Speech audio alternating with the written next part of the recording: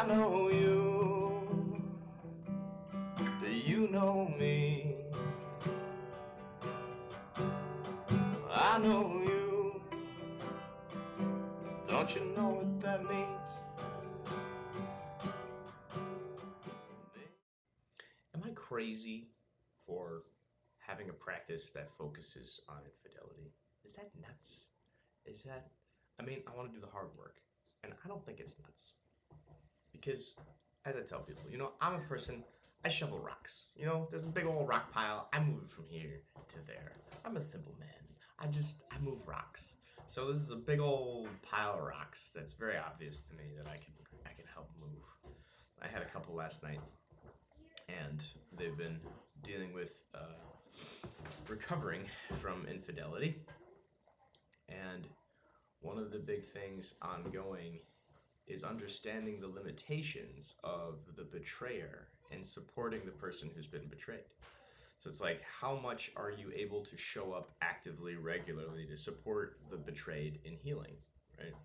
So you got to try to help people to be reasonable in what their expectations are of themselves and each other, because we're not infinite resources. We're limited. So part of taking full personal responsibility is developing an accurate, adequate narrative of your limitation. A true humility. You need to understand your strengths and your limitations as a person. And when you are more comfortable doing that, then you are going to be able to access the most growth possible and be most vulnerable with your partner.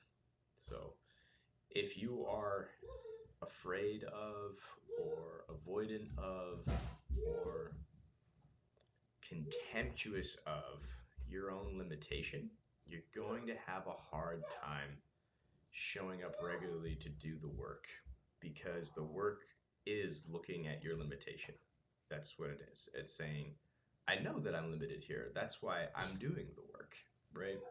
It's like, I go to the gym because I know I'm not as strong as I want to be, or I'm not going to just maintain my strength without doing anything. It's my limitation.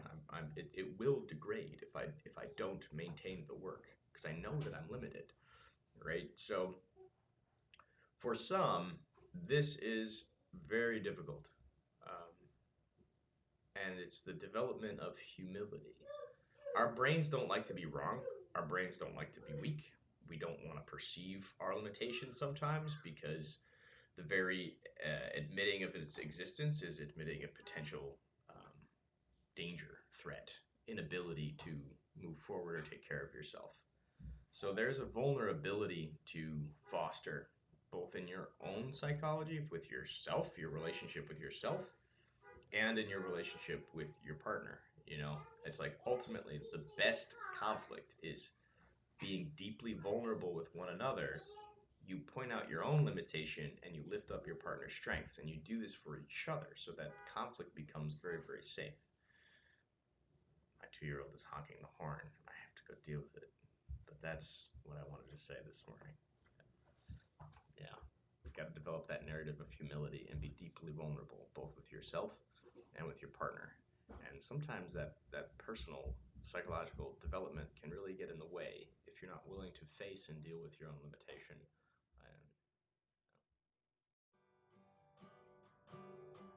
Make me your only one. I'll make you my morning sun.